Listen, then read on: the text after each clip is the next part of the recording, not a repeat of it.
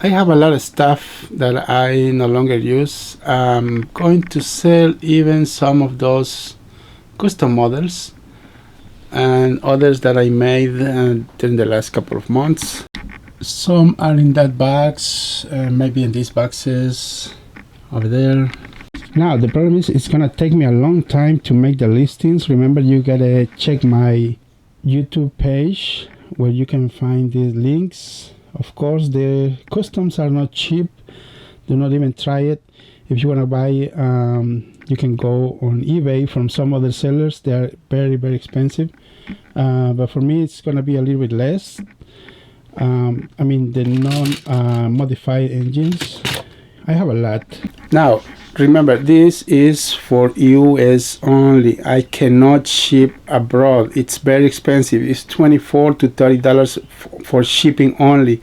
So do not even try to buy it because I'm going to cancel the order. Don't take me wrong, but you're not going to pay for $24 or $30 for ship one of these items. That's what the USPS costs to ship to any other countries.